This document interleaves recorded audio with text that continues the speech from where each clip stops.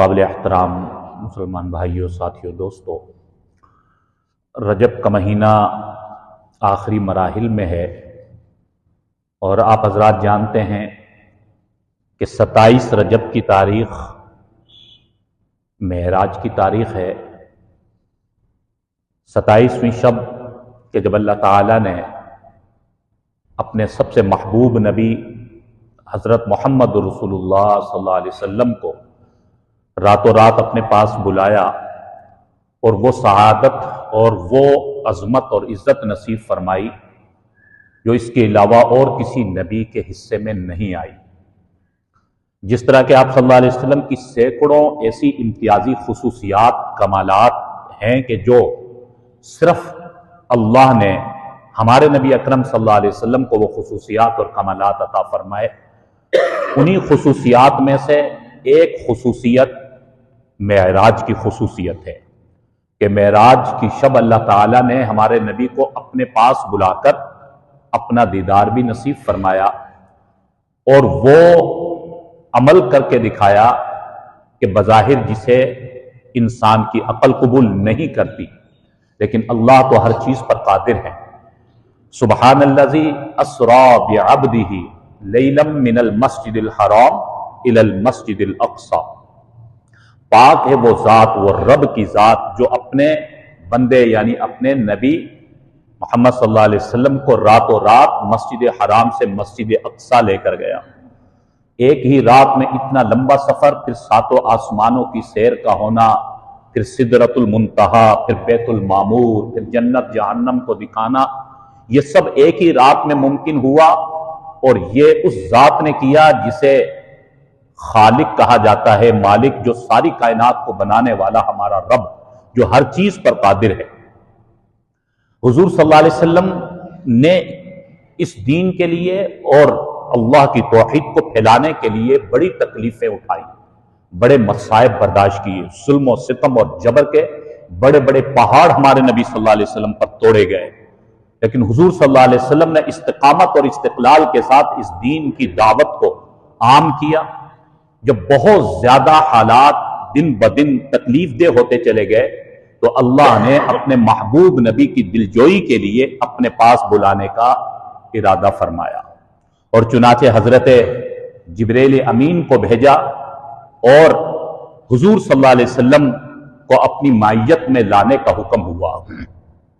چنانچہ حضرت جبریل امین تشریف لاتے ہیں، حضور صلی اللہ علیہ وسلم حضرت ام ہانی کے گھر پر آرام فرما تھے اور آ کر اللہ کا سلام عرض کیا اور کہا کہ یا رسول اللہ صلی اللہ علیہ وسلم، اللہ نے آپ کو اپنے حضور بلایا ہے اور آپ کے لیے سواری کا بندوبست ہے، آپ نے میرے ساتھ چلنا ہے۔ پہلا پڑاؤ ہمارا مسجد اقصی ہوگا جہاں تمام انبیاء اکرام آپ کے منتظر ہیں اور اس کے بعد پھر ہم آسمانوں کی سیر کریں گے۔ اللہ کا حکم تھا، حضرت جبریل امین خود تشریف لائے تھے، چنانچہ اسی رات حضور صلی اللہ علیہ وسلم کو اپنے ساتھ لیا اور حضرت جبریل امین نے سفر کا آغاز کیا۔ چنانچہ اللہ کے حکم کے مطابق مسجد اقصی جہاں بیت المقدس ہے، اللہ نے وہاں پر تمام انبیاء اکرام کی ارواح کو وہاں پر اتارا ہوا تھا، کیونکہ اللہ تعالیٰ نے جہاں ہمارے نبی کو اور بہت سی خصوصیات عطا فرمائی اور بڑے مراتب عطا فرمائے، وہاں اللہ نے ہمارے نبی کو امام الانبیاء بھی بنایا اور یہ وہ موقع تھا کہ جب اللہ نے ہمارے نبی کو تمام انبیاء اکرام کی امامت کا شرف عطا فرمایا۔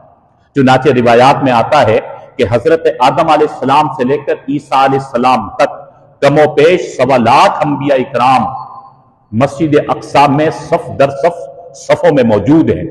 امامت کی جگہ خالی ہے اور صفیں ساری پر ہیں، جن میں آدم علیہ السلام جد امجد موجود ہے، لیکن امامت کی جگہ پر آنے کا حکم نہیں ہے، اجازت نہیں ہے۔ ابراہیم خلیل اللہ جیسے عظیم جلیل القدر نبی موجود ہے، لیکن امامت کی طرف آنے کی اجازت نہیں ہے۔ تمام بڑے بڑے جلیل القدر انبیاء اکرام صفوں میں موجود ہیں، لیکن امامت کی جگہ خالی ہے اور انتظار کیا جا رہا ہے۔ سب کو معلوم ہے کہ وہ نبی آ رہے ہیں جو ساری کائنات کے سردار نبی ہیں، جو امام الانبیاء ہیں، جو اللہ کے سب سے محبوب نبی ہیں، وہ نبی کے جن کے لیے اللہ نے ساری کائنات کو بنایا۔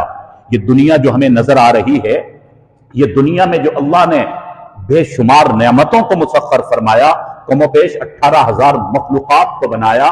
وَإِن تَعُدُّوا نِعْمَتَ اللَّهِ لَا تُحْصُوهَا، قرآن کہتا ہے اللہ کی نعمتوں کو گننا چاہیں، گنتے گنتے یہ دنیا کے لوگ ختم ہو سکتے ہیں، یہ دنیا ختم ہو سکتی ہے، لیکن اللہ نے جو اس دنیا پر انعامات کی بارش برسائی، جو نعمتیں اتاری ہیں، ان کو کوئی گن نہیں سکتا۔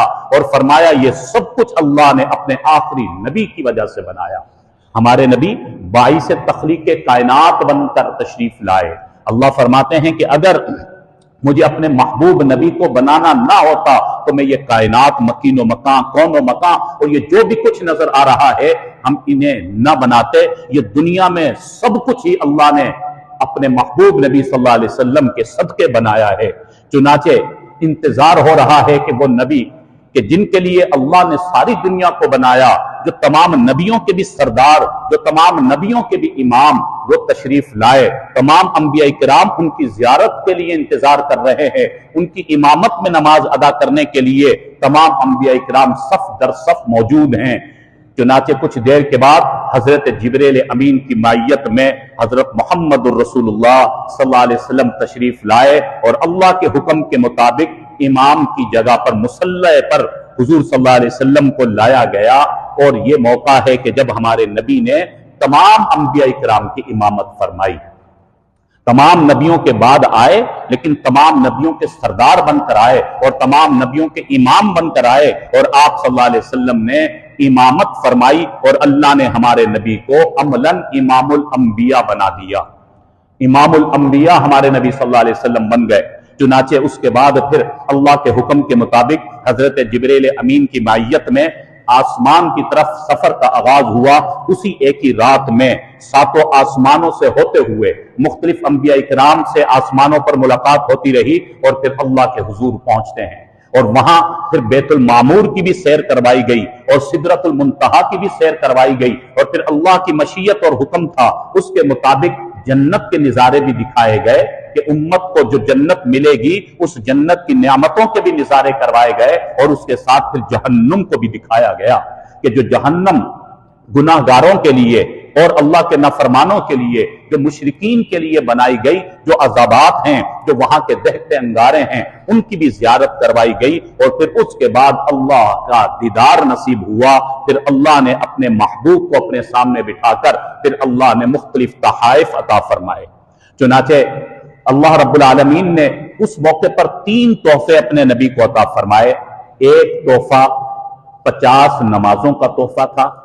اللہ نے فرمایا اے نبی یہ 50 نمازوں کا تحفہ لے جاؤ، یہ وہ نماز ہے، وہ عبادت میں تمہیں دے رہا ہوں کہ جہاں آپ کی امت جس نماز میں مجھ سے ہم کلام ہو سکے گی، یہ میری سب سے عظیم عبادت میں تمہیں دے رہا ہوں، اپنی امت کے لیے لے جاؤ۔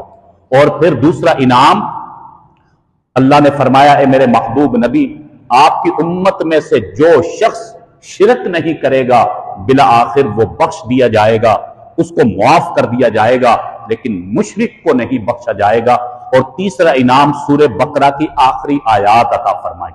اس لیے فرماتے ہیں یہ جو سورہ بقرہ کی آخری آیات ہیں اس کی بڑی فضیلت ہے، یہ خاص انعام کے طور پر اللہ نے اپنے نبی کو عطا فرمائی۔ اس لیے اکابرین کا معمول رہا کہ سورہ بقرہ کی آخری آیات پڑھ کر کسی بیمار پر دم کر دیں تو اللہ شفا عطا فرما دیتا ہے، کسی پانی پر دم کر کے پی لے تو اس پانی میں برکت آ جاتی ہے۔ تو یہ آخری آیات سورہ بقرہ کی اللہ نے معراج کے موقع پر عطا فرمائی۔ پھر جب آپ صلی اللہ علیہ وسلم یہ 3 تحفے لے کر واپس ہوئے اور وہاں واپسی کے سفر پر حضرت موسیٰ علیہ السلام سے ملاقات ہوئی، حضرت موسیٰ علیہ السلام نے پوچھا اے اللہ کے محبوب نبی اللہ نے کیا کچھ عطا فرمایا؟ حضور صلی اللہ علیہ وسلم نے بتایا اے کلیم اللہ نے مجھے یہ انعامات عطا فرمائے۔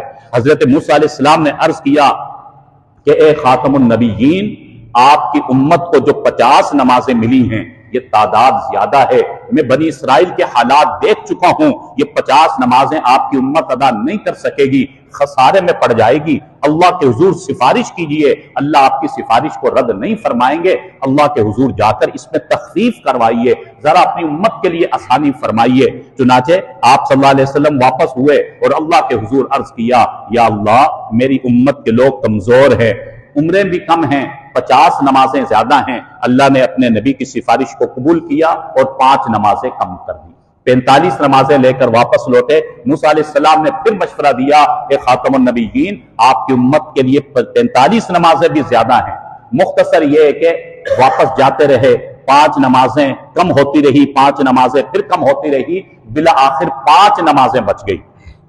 5 نمازیں لے کر لوٹے۔ موسیٰ علیہ السلام نے پھر مشورہ دیا، لیکن ہمارے نبی نے فرمایا کہ اب مجھے شرم آتی ہے کہ 5 نمازیں بھی میری امت ادا نہ کر سکے، چنانچہ 5 نمازوں کا تحفہ دیا گیا، لیکن اس کے ساتھ اللہ نے فرمایا کہ یہ 5 نمازیں ہیں، لیکن ہم نے 50 نمازیں عطا کی تھی، عملاً یہ 5 نمازیں بھی 50 کے برابر ہے۔ کہ میرے محبوب نبی، آپ کی امت کے لوگ 5 نمازیں ادا کریں گے، ثواب ان کو میں 50 نمازوں کا عطا کروں گا۔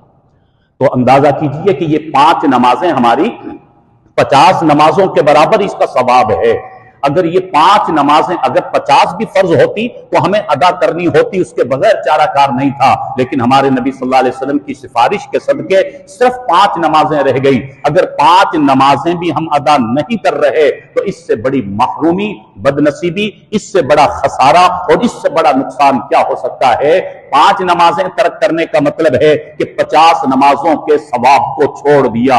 ایک نماز کو چھوڑنے کا مطلب 10 نمازوں کے ثواب کا ہم نے اس کو ترک کر دیا اور خود اپنا خسارہ اور نقصان کر لیا۔ تو یہ معراج کا وہ سب سے بڑا عظیم انعام ہے جسے نماز کہا جاتا ہے۔ اس لیے ہمارے نبی نے فرمایا، یہ نماز میری آنکھوں کی ٹھنڈک ہے، یہ نماز دین کا ستون ہے، یہ نماز ایک مسلمان اور کافر کے درمیان فرق کرنے کا ذریعہ ہے۔ ایک مسلمان کی پہچان ایک نماز سے ہوا کرتی ہے، تو اس لیے اس نماز کی قدر کریں۔ یہ معراج کا خاص موقع ہے۔ اور اس کے ساتھ ساتھ بھائی یہ مسئلہ بھی ہمیں سمجھ لینا چاہیے۔ بعض حضرات یوں کہتے ہیں کہ جی معراج کی شب ہے، اس شب میں خاص جاگ کر عبادت کرنی ہے، فلاں فلاں ہم نے یہ عبادات کرنی ہے، یہ ذکر اور یہ تلاوتیں، اور اگلے دن روزہ رکھنا ہے۔ یہ بات ذہن میں رکھنی چاہیے کہ حضور علیہ السلام نے اپنی زندگی میں معراج ہونے کے بعد کبھی بھی خاص کسی عبادت کا اہتمام نہیں فرمایا، نہ معراج کی شب کوئی خاص عبادت فرمائی اور نہ اگلے دن روزے کا اہتمام فرمایا۔ پھر صحابہ اکرام چاروں خلفاء آئے، حضرت امیر معاویہ رضی اللہ عنہ کا دور آیا اور اس میں خاص کوئی عبادت ثابت نہیں ہے۔ لہٰذا یہ مسئلہ ذہن میں رکھنا چاہیے۔ ہمیں اس پر بہت خوشی ہے کہ اللہ نے ہمارے نبی صلی اللہ علیہ وسلم کو معراج جیسی عظیم سعادت نصیب فرمائی۔ حسب توفیق جتنا ہو سکے درود پڑھنا چاہیے، جو معمول ہے ذکر و اذکار کا وہ کرنا چاہیے، لیکن خاص اس میں کسی نوعیت کی ہم عبادت کو شامل کر لیں یہ ثابت نہیں ہے۔ اپنی طرف سے کوئی اضافہ کریں گے اسی کو بدعت کہا جاتا ہے۔ اگلے دن اسی طرح جب روزہ ہمارے نبی صلی اللہ علیہ وسلم نے ارشاد نہیں فرمایا، خود عملاً نہیں رکھا، صحابہ اکرام نے نہیں رکھا، تو اب ہمیں بھی حکم نہیں ہے۔ بعض لوگ کہتے ہیں کہ جی روزہ رکھ لیا تو ایک اچھا ہی کام کیا، اس میں کیا برائی ہے؟ بات یہ ہے، دین جو ہے یہ اتباع کا نام ہے۔ دین وہ ہے جو ہمارے نبی صلی اللہ علیہ وسلم نے حکم دے دیا، قرآن میں حدیث میں بتا دیا گیا، اب اس میں نہ 1% کمی کرنا جائز ہے، نہ 1% اس میں اضافہ کرنا جائز ہے۔ اگر کوئی کہے کہ جی جمعے کی نماز 2 رکعتیں نہیں 4 پڑھ لینی چاہیے، دیکھیں 4 نماز پڑھنے میں 4 رکعتیں پڑھنے میں عبادت بڑھ رہی ہے، زیادہ تلاوت ہوگی، زیادہ اللہ اکبر کہا جائے گا، زیادہ تسبیحات پڑھی جائیں گی، تو اچھی ہی چیز ہے، لیکن کیا کہا جائے گا کہ نہیں، جس نے 4 جمعے کی رکعتیں ادا کی اس کا جمعہ خراب ہو جائے گا، بلکہ نافرمان ہو جائے گا وہ، کیونکہ اللہ کے نبی نے ہمیں 2 رکعت جمعے کی نماز پڑھنے کا حکم دیا، اب اس میں ہم 1% بھی اضافہ نہیں کر سکتے۔ اسی طرح کوئی بھی رکعتیں ہیں ان میں اضافہ نہیں کر سکتے، اگرچہ مزید اس میں اضافہ کرنا بظاہر تو عبادت ہے، اچھی چیز ہے، لیکن نہیں، ہم نے وہ کرنا ہے جو ہمیں دین بتا رہا ہے، جو شریعت بتا رہی ہے، جو اللہ کا حکم بتا رہا، جو قرآن اور حدیث میں بتا دیا گیا، اس میں قطعاً اپنی طرف سے اضافہ نہیں کیا جائے گا۔ اگر اضافہ کیا جائے گا تو یہ بدعت اور گمراہی کا سبب۔ اس لیے یہ مسئلہ ذہن میں رکھنا چاہیے کہ روزہ رکھنا فی نفس ہی ایک اچھی چیز ہے، پورے سال جب اللہ روزے کی توفیق دے روزہ رکھنا چاہیے، اس کا بہت بڑا ثواب ہے، لیکن ہم 27 کا مختص کر کے روزہ رکھیں کہ چونکہ یہ معراج کے اگلا دن ہے، اس دن مختص کر کے روزہ رکھیں گے تو یہ ہم اپنی طرف سے اضافہ کر رہے ہیں۔ پوری حضور کی سیرت میں، صحابہ کی سیرت میں اس کا اہتمام نظر نہیں آتا، اس لیے اس مسئلے کو ذہن میں رکھنا چاہیے۔ اللہ رب العالمین ہمیں ہمارے نبی اکرم صلی اللہ علیہ وسلم کے دین کے مطابق زندگی گزارنے کی توفیق نصیب فرمائے، اپنے نبی کے ایک ایک حکم پر عمل پیرا ہونے کی توفیق نصیب فرمائے۔ وآخر دعوانا ان الحمد للہ رب العالمین۔